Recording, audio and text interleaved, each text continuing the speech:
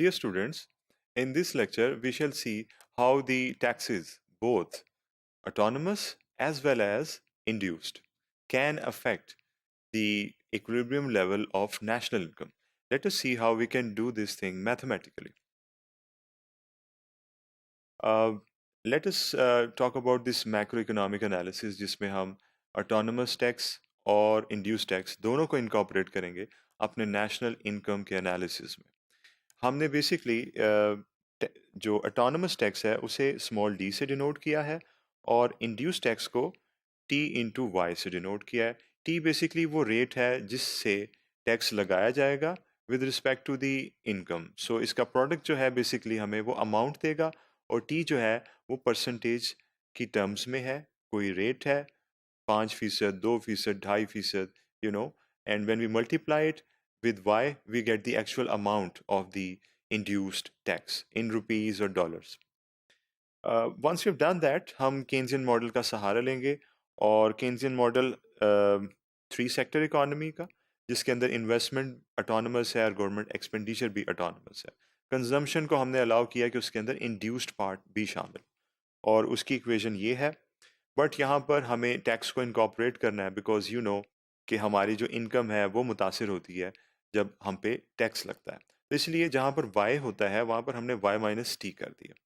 ये capital T है because ये ओवरऑल टैक्स है. It is the sum of the autonomous tax as well as the induced tax. इसकी equation further हमने explain की, autonomous tax and induced tax. यहाँ पर उसकी पैरामेट्रिक रिस्ट्रिक्शंस एक्सप्लेन कर रहे हैं. ए हमारे पास पॉजिटिव वैल्यू है और बी एक पॉजिटिव फ्रैक्शन है. ए है हमारे पास ऑटोनमस कंजम्पशन और बी है हमारे पास induced marginal propensity to consume, जो कि इंड्यूस्ड कंजम्पशन को इवेलुएट करने में मदद देती है जब हम उसे वाई से मल्टीप्लाई करते हैं. डी एक पॉजिटिव वैल्यू है. इसका मतलब यह कि ऑटोनमस टैक्स हम पे लग रहा है. It is some non zero and some positive value. और टी जो है basically as I told you before, it's a fraction और परसेंटेज रेट जो कि 2%, 4%, 6% and so on. It can assume all those values. जब हम परसेंटेज को convert करेंगे तो वो एक फ्रैक्शन बन जाएगी जो कि 1 से लेस होगी और डेफिनेटली 0 से ग्रेटर होगी, ए पॉजिटिव फ्रैक्शन. यहाँ पर हम एम्फोसाइज करेंगे कि जो एंडोजेनस वेरिएबल्स हैं वो कौन से हैं जिनकी वैल्यूज हम डिस्कवर कर सकते हैं using this set of equations. ये जो लेफ्ट हैंड साइड पे आपको वेरिएबल्स नजर आ रहे हैं, डेफिनेटली इनकी राइट हैंड साइड्स हैं जहाँ पे हम वैल्यूज लगा के इनकी वैल्यूज को डिस्कवर कर सकते हैं.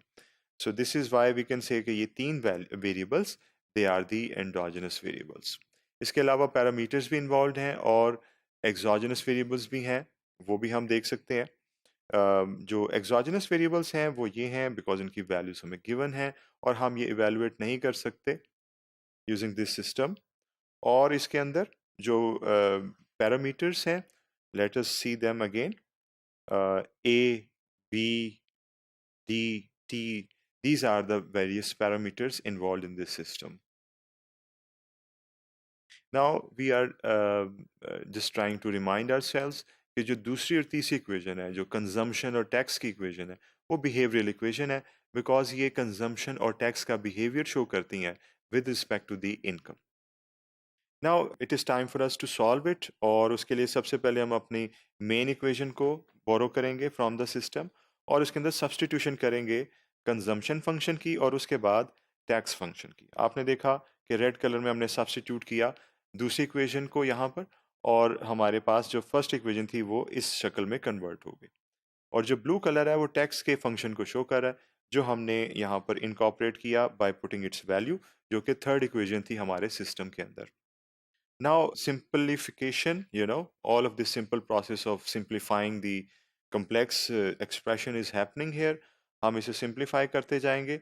हमारा मकसद ये कि हमने y की वैल्यू को extract करना है.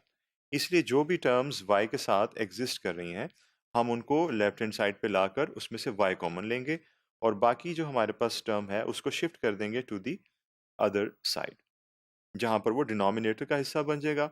और इस केस में हमारे पास जो रिजल्ट है वो ये है.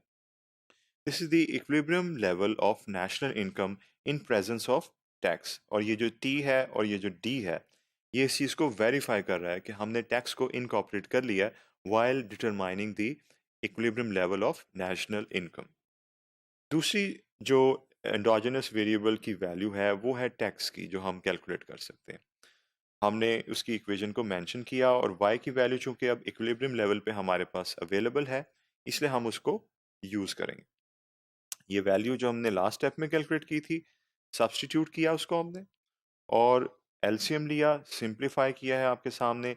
ये स्टेप्स आप खुद इसको डिटेल में करें वीडियो को पॉज करके, ये रिहर्सल बहुत ज़रूरी है। और जब आप इसे सिंप्लीफाई करेंगे तो ये एक्सप्रेशन हमारे पास एट द एंड डेवलप हो जाएगा और ये है टैक्स की value at the equilibrium level और ये डिपेंडेंट है on these parameters and variables.